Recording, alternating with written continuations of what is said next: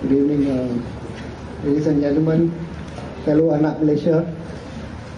This is the 9th vigil which I'm attending since October 12th, 2008. And I see very familiar faces. The numbers are more or less the same, but it's also something I wanted to share with you. Last Sunday after the vigil, I went over to that place, Lotus there, and frankly because Manchester United was playing, so I wanted to watch it.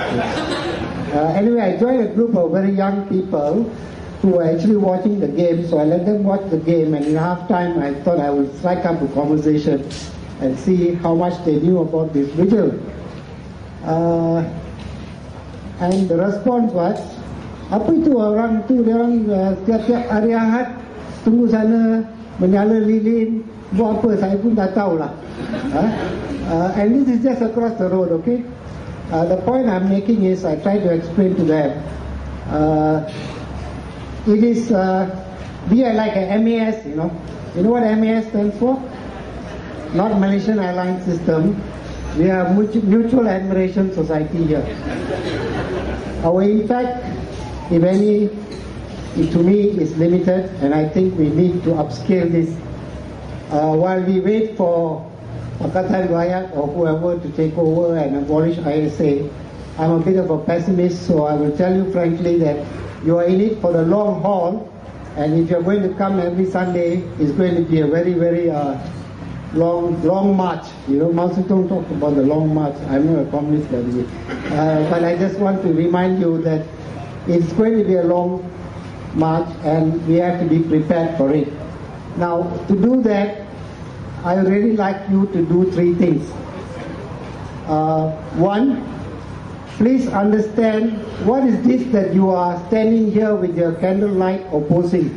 You yourself understand. It is not RPK's understanding of why he's anti-ISA, or Bernard or Harris or any other bloggers.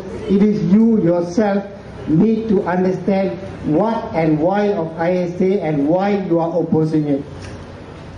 And for that, you need to equip yourself with enough information and knowledge, because each one of us has got to be the champion of anti-abolish ISA. We cannot allow to leave it to these people alone to champion the cause. If you make that commitment, then you will be more than half the way to abolishing ISA. And then once you have really understood what you are fighting for, my suggestion is you engage everybody in little conversations, whether it's in local restaurant or wherever else. Please engage people on a regular basis. Within this Sunday and next Sunday, you should have at least have contact with family, with co-workers, with friends. Just start, maybe you want to just start by saying, oh, what are your views on ISA, and then see where you can take it from there. Because I think more and more people need to get involved in this. You can't be just the same MAS turning up every Sunday and hoping to make an impact. If you want to have the Barisan National Government listen to you, the pressure must build up, not just in PJ, in every other part of the country. And we need to educate ourselves, educate our families, and educate our friends. Last but not least, I think you've got to educate your individual state assemblyman or your MP. I am disappointed, frankly disappointed. We have got so-called 82 opposition MPs or constituencies, and yet I have yet to see, other than Ipoh Timur, which was under great pressure, organized one, and after that nothing happened.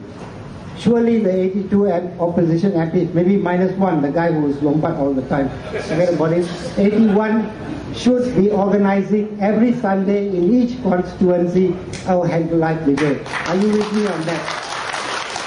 In fact, I have asked Harris Ibrahim to put it on his blog to write a letter. Maybe RPK and Bernard and everybody else, bloggers can wake this Wakil Rakyat up and say, come on, you need to organize yourself also and educate your constituents on why you're opposed to ISA.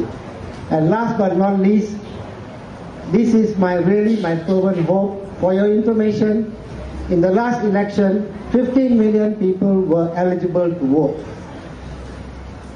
15 million Malaysians were eligible to vote, but only 11 million registered to vote. So 4 million already didn't vote, although they were eligible to vote. All right. Of the 11 million, only about 7.98 million voted. Okay.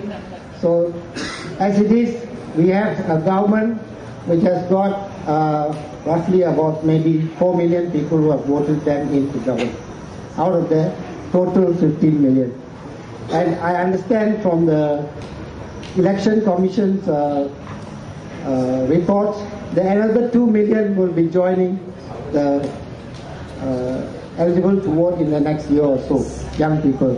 So I think it is our obligation to go and find out all those people above 21 within our circles who are not registered to vote. Please ask them to go and register to vote and turn up to vote, because that may be the only chance you're going to get in 2012 or 2013 or whenever it is. Thank you very much.